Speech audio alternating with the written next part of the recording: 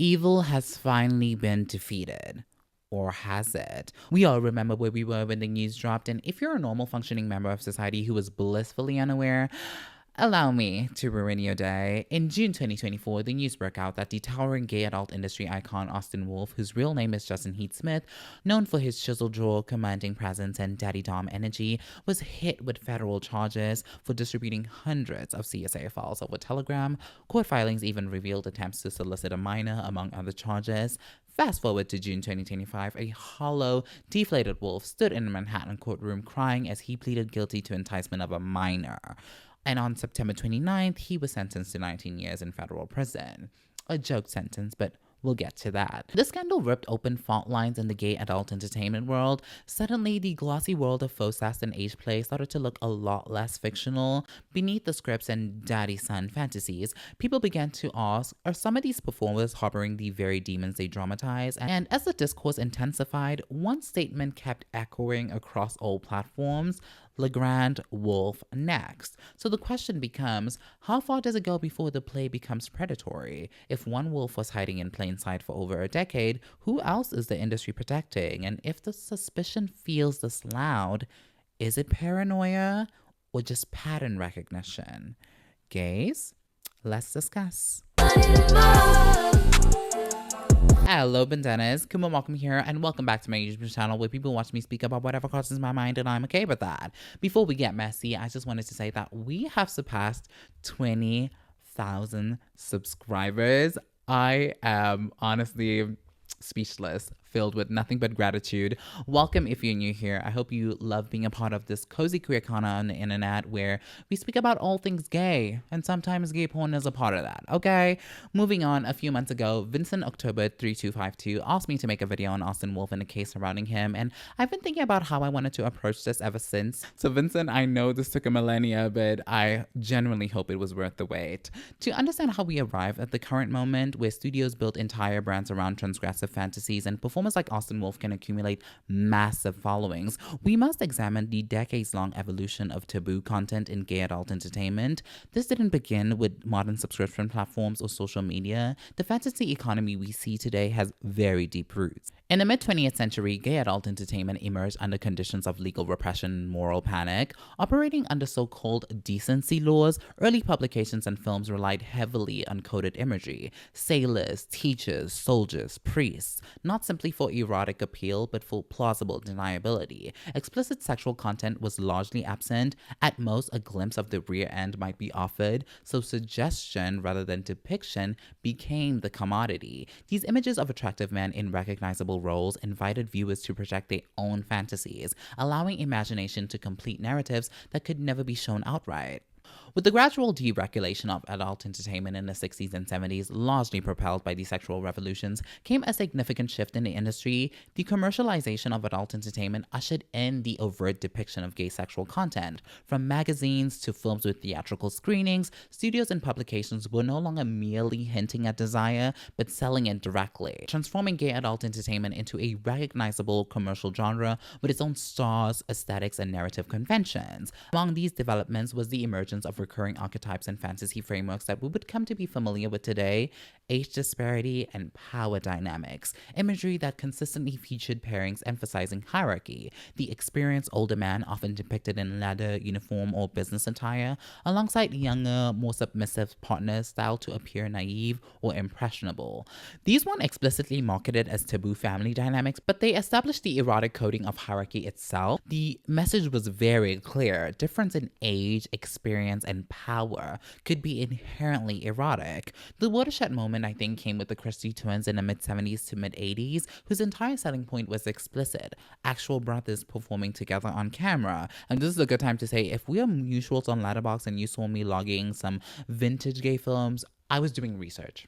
Unlike today's carefully choreographed step-family content, the Christie twins represented the industry's willingness to cross lines, delivering the actual taboo. To my surprise, Tim and Christopher Christie weren't an anomaly. They represented a broader industry willingness to cast actually related performers. Throughout the 70s, 80s, and well into the 90s and early 2000s, studios and magazines regularly featured family members whose actual relation was part of their promotional appeal and on-screen dynamic. I'm quite uncertain if the ethics of this practice were questioned at the time. I mean, the era's legal landscape was different, enforcement was inconsistent, and the industry operated with far less scrutiny than it faces today. Studios saw actual family relationships as a unique selling proposition. And the Christie twins weren't playing roles, their actual biological relationship was the product. What this practice accomplished was the establishment of family coded content as a legitimate market category. When studios could market and deliver actual incestuous content, they trained audiences to find the concept itself arousing. And it worked. Look at the conversation people are having about Silas and Drake Vaughn today. This is markedly different from today's landscape, where studios often opt to use step prefixes and carefully cast unrelated performers who merely play family roles. The modern approach exploits the taboo without actually delivering it. The shift didn't happen because the industry suddenly developed ethics. It happened because legal and social pressure made the earlier approach untenable. I mean, the Christie twins were proof that there was an audience willing to consume the actual taboo when it was available. So when that became impossible to consistently make, the industry simply found new ways to serve the same market, refining the formula into today's step family industrial complex with its higher production values and narrative commitment. The fantasy became more elaborate precisely because it could no longer be real. Pair this legacy with the twink boom of the early 2000s, driven by studios such as Bellamy, which flooded the market with content that framed youth as the primary commodity. Smooth skin, slight frames, shaved bodies, and cultivated innocence became aesthetic ideals. The ability to read as 18 or 19 while being well into one's 20s emerged as a valuable professional skill. At the same time, the mainstreaming of the daddy branding through studios like Men at Play and Man.com elevated the older, hypermasculine counterpart, muscled, authoritative, sexually experienced.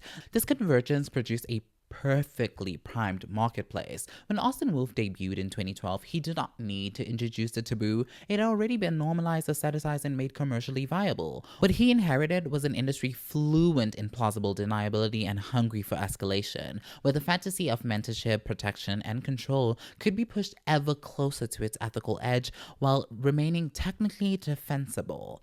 And how exactly does the industry defend this, you ask? Well, one word, of course: fantasy. This wasn't merely an explanation, it became the industry's primary tool for silencing criticism and deflecting accountability. The logic appears straightforward. Performers are consenting adults, content comes with disclaimers, and no actual harm occurs because everything depicted is consensual roleplay. Studio heads like Legrand Wolf and performers like Austin Young deploy this argument consistently. At the end of the day, it's a fantasy. A great fantasy. It's just a fucking fantasy.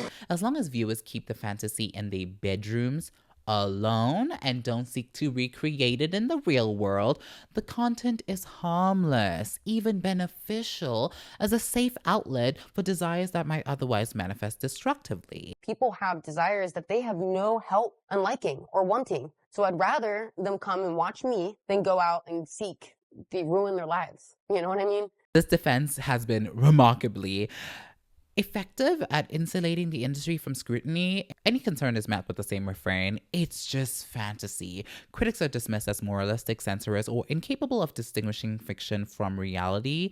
Yet this defense rests on the assumption that is rarely interrogated by those who profit from it: the belief that fantasy is containable. The assumption becomes increasingly untenable when examined alongside contemporary sexual culture. Apps such as Grindr have a well-documented history of older men actively pursuing significantly younger uses, often employing the same language dynamics as aesthetic cues popularized by the content we're discussing. A concerning number of us have stories of being on that app and others like it in our teens. Granted, we had no business being on there, but we were still on there and getting hit up by profile after profile of an older gentleman seeking twinks, boys, or simply younger, offering rhetoric that mirrors the scripts of Showing Us the Ropes, which unfortunately led to an alarming number of gay youth having their first times with these men. Do not get me wrong, I'm not making the claim that adult entertainment mechanically produces predatory behavior. Rather, I am rejecting the comforting fiction that sexual desire often remains sealed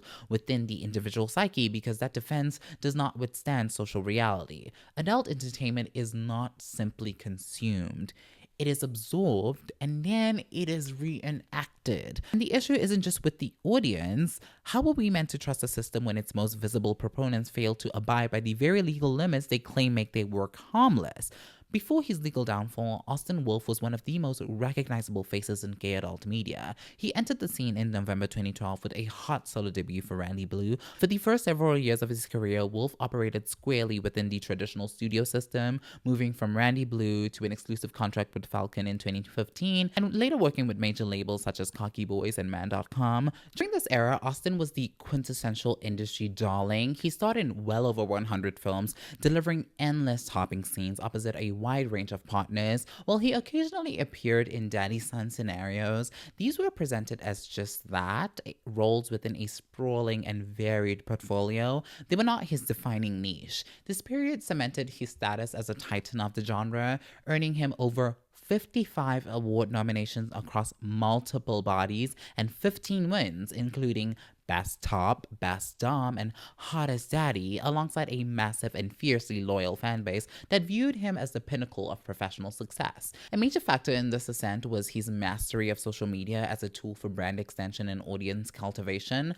While earlier generations of performers were largely confined to studio releases and magazine spreads, Wolf leveraged Twitter, Instagram, and eventually OnlyFans to cultivate direct relationships with his audience. He is credited as a pioneer in popularizing OnlyFans as an adult platform, launching his account in 2017 and reportedly surpassing 1,000 subscribers within 2 weeks. That success enabled the next and most consequential shift: independence. Wolf went on to establish his own subscription-based platform, For My Fans, a move that granted him total creative control.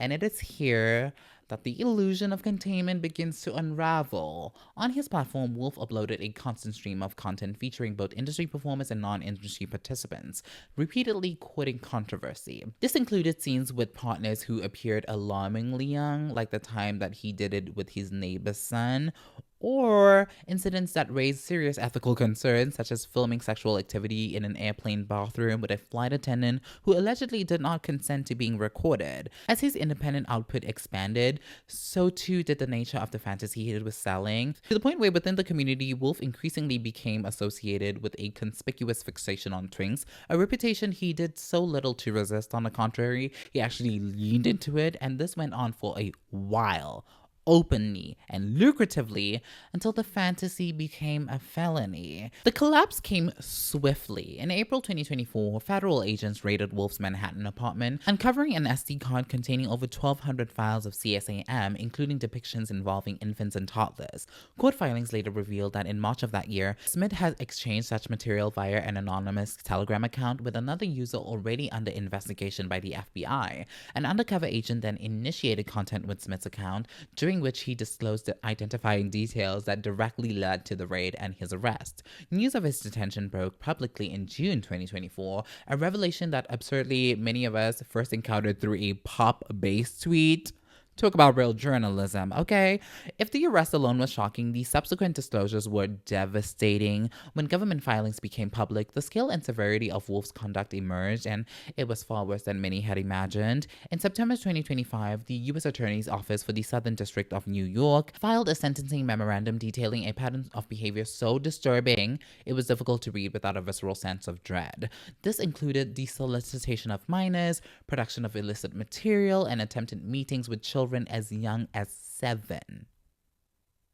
The full sentencing memorandum will be in the description because this is YouTube and we cannot discuss much, obviously, but be warned, okay? Under a plea deal, Smith pleaded guilty to 2 counts of child exploitation and was sentenced to 19 years in federal prison, followed by 10 years of supervised release and a $40,000 fine. This is not a man who made a mistake. This is a predator. And yet, as the case unfolded, the industry's instinctive response was not introspection, but erasure. Studios scrubbed his presence from catalog and promotional material, performers issued statements of condemnation, viewers insisted that they always felt something was off. Yet this was a man making millions well into his shenanigans here, so I don't know how true that statement is when some of y'all were paying to see that content, but that's a discussion for another day, isn't it? The machinery moved quickly to isolate him as an aberration, but through the noise, one name kept resurfacing alongside his: Legrand Wolf. So we need to ask why. And before we go on, a necessary clarification. This is not an accusation. I do not know Legrand Wolf, nor do I claim insight into his private conduct. In fact, for a long while, I was calling him Legrand Wolf because I thought he was French. Come to find out he's an ex-Mormon from Utah. So please. We're just examining why his name became tatted to Austin Wolves in the public imagination and what that reflexive association reveals about the industry he's built. After sitting through countless podcast interviews and reading multiple articles, I will give credit where it's due. Legrand Wolf is, by any reasonable measure, an intelligent and highly strategic figure. He's always understood transgression, not only how to produce it, but how to package it. From his early Mormon Boys days to the empire he's built with Connell Plus, he demonstrates a sharp awareness of market demand, audience psychology, and the profitability of Taboo. This is a man who studied his audience, identified its fixations, and monopolized them with remarkable efficiency. And this didn't emerge from nowhere. As Legrand himself explained in interviews, the seed was planted years ago. When I was coming out of the closet, I remember Handjobs magazine was so ridiculously pervy and hot. Like when I was coming out, I went to San Francisco and there was Rock Hard, and I went in and there were all of these like dirty magazines and dirty things, and I saw Handjobs and I opened it up and it was like dad son incest stuff, and I was like, oh my god, this is so wrong. Why am I so turned on? And I was like, oh, because it's a fantasy and it's fun. This was during the era we discussed earlier. That encounter was formative. Not only did he find the material itself arousing, but it offered him an aesthetic template, proof of market demand, and a blueprint for what could be industrialized. The fantasy already existed, the system had already legitimized it. Legrand simply learned how to scale it. Today, Connell Media is the largest gay-owned gay adult streaming operation, boasting over 50 sites, each meticulously branded around a specific taboo dynamic. Fun Size Boys, Gay Cess, Masonic Boys, Scout Boys. These are not incidental projects, they are purpose-built brands designed to monetize transgressive fantasies as efficiently and systematically as possible. What makes Connell's approach particularly effective and particularly concerning is how Legrand has made the transgressive more elaborate than ever by grounding it in the deeply familiar. The scenes don't unfold in abstract fantasy worlds or overtly artificial porn sets. They take place in suburban homes, doctors' offices, Boy Scout camps, Mormon temples, bedrooms that look like they could be down the street, spaces so ordinary they could be my neighbor's house. This is brilliant marketing on their end. By embedding taboo scenarios with everyday environments, the fantasy no longer feels distant, it feels proximate. The transgression is brought home, literally. And that is what sells. The boy performers aren't simply styled to look young, they place in contexts that code them as sons, students, altar boys, scouts, and the authority figures on generic dominance. They are fathers, they're priests, doctors, coaches, figures embedded in real communities. The production values are high, the narratives committed, some even unfolding across multiple episodes, making the forbidden feel not only arousing but achievable. And it is here that a crucial contrast emerges between Legrand Wolf and Austin Wolf. Austin had to step outside the studio system to do what he wanted. His most disturbing material emerged after he established For My Fans and gained total creative control. Legrand, by contrast, operates squarely within the studio system. Connell Media maintains industry legitimacy, distribution infrastructure, performer verification protocols, and the appearance of institutional accountability. So, are we meant to have more faith in him because of that? Does operating within industry structures provide ethical reassurance that somebody producing this content won't cross the line from legal fantasy into criminal reality? This is where things become a little complicated. Legrand is vocal about the importance of separating fiction from reality. In interviews, he consistently frames his work as just fantasy, no different, he argues, from a prestige television show or film. It's fantasy material. And if you don't get that, then do you not equally have a problem with like Texas Chainsaw Massacre? They're still actors, but they're disemboweling someone. They're ripping off limbs. You're really telling me that that's okay? But people exercising the right to experience a fantasy over here, where the fantasy is sort of a handsome older man with a handsome younger man, that particular fantasy, not okay. If we can watch The White Lotus without assuming Patrick Schwarzenegger wants to sleep with his brother in real life, why can't we extend the same logic to adult performers? Yeah, in that same podcast interview with Masculine Jason, Legrand also claimed that there is no difference between Legrand the performer and Legrand the person. Legrand Wolf is a fantastic fictional character. So Legrand Wolf and who Legrand Wolf is as a fictional character is one thing. I am not opposed to saying, that Legrand Wolf is not all of me. So which is it? This contradiction matters because Legrand doesn't merely produce this content, he stars in it prolifically as the dominant daddy figure. And when asked why he makes the content he makes, his answers across multiple interviews are strikingly uniform, polished, rehearsed, and unmistakably PR driven. They deflect rather than engage, shutting down ethical inquiry instead of confronting it. There is technically no reason for a studio head to perform in his own production. He could have easily followed the Davey Wavy route, operating behind the scenes, hiring performers, directing the content, building an empire without appearing on camera.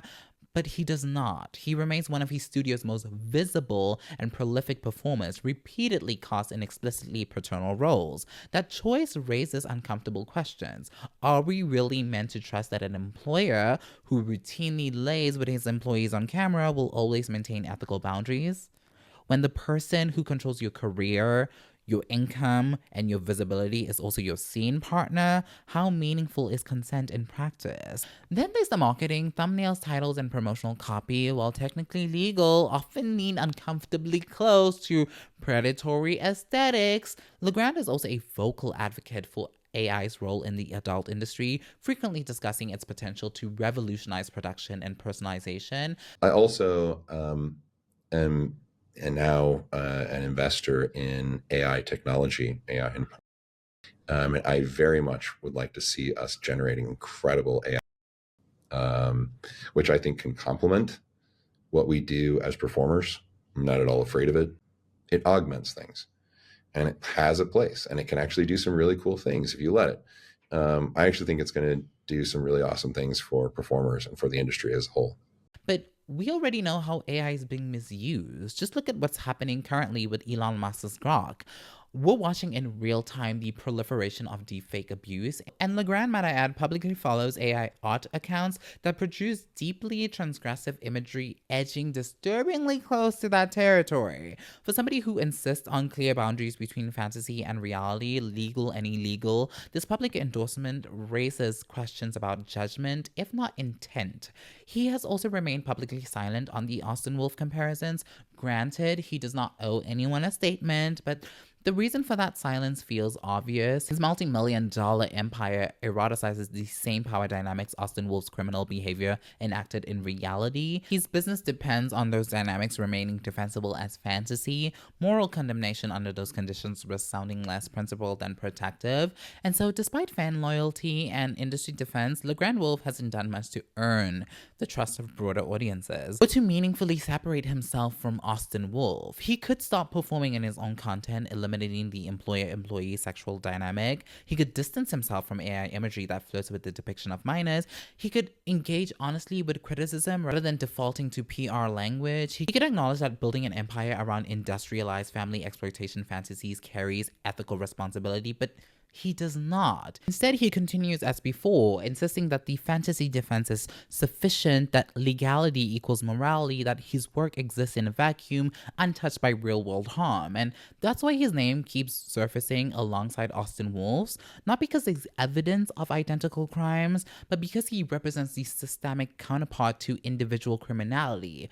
What further complicates this comparison is the degree to which the studio system appears to shield him in ways his independent counterparts are not. We have seen this disparity play out before. When Ace Carter became embroiled in controversy for producing and performing in daddy-son content, audiences were swift to condemn him. The backlash was immediate and unforgiving. His work was framed as dangerous, irresponsible, and ethically indefensible, despite the fact that the dynamics he was criticized for had long existed and continue to exist within larger studio ecosystems. The difference wasn't the fantasy itself, it was who was producing it. Ace Carter operated independently without the legitimizing veneer of an established studio, industry infrastructure, or corporate branding. Legrand Wolf, by contrast, operates through carnal media. The same content, when filtered through an institution, is reframed as regulated fantasy rather than personal fixation. As a result,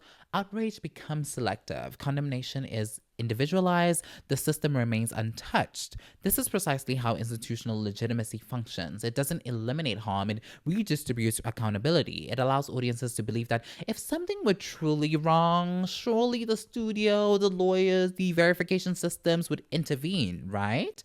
And so the burden of moral scrutiny falls not on the industry that mass produces its fantasies, but on the individuals who lack its protection. Because of that, we'll continue to see this kind of content thrive while remaining fundamentally unsure of who's merely dramatizing the demons they harbor and who's actively being shaped by the fantasies they rehearse. And to be clear, this is not a call for censorship. This is not an argument for banning taboo fantasies, nor an attempt to police what people find arousing. Desire is messy, contradictory, and often transgressive by nature. People will get off to what they want to get off to. Pretending otherwise has never protected anyone. Fantasy in and of itself is not the problem. Maybe I should have started with that. What the problem is an industry that responds to legitimate concern with dismissal rather than reflection, an industry that treats any questioning as an attack, any discomfort as prudishness, and any ethical inquiry as an attempt to shut everything down. The fantasy defense has become less a boundary and more a shield, one that allows studios and performers to avoid asking whether profit built on certain dynamics carries responsibility beyond legality. Because how can we expect to trust a system that failed to detect or chose not to interrogate someone like Austin Wolf while he remained an active and celebrated participant within it? Trust cannot be demanded while accountability is treated as optional. If the industry wants to ease public concern rather than silence it, that requires more than disclaimers and PR statements. Because when fantasy is profitable, repeated, and normalized, it doesn't exist in a vacuum. It circulates, it teaches, it shapes expectations. And if the industry continues to insist that it bears no responsibility for how those fantasies are produced, marketed, and protected, then it cannot be surprised when public trust continues to erode. The question then isn't whether taboo content should exist, it's whether an industry built on taboo is willing to grow up enough to take responsibility for the world it helps create. And until it does, the discomfort won't go away. Nor should it, honestly. And that is it for this week's video. I hope you guys liked it. It was a little bit on the lengthier side, I will agree, but I really hope, you ate a delicious meal to this. Let me know all of your thoughts down below. I will see you guys in the next one, hopefully about heated rivalry. I love you guys, and I will see you guys in the next one. Remember, if you do not slay, then you do not stay in our song, period. Bye.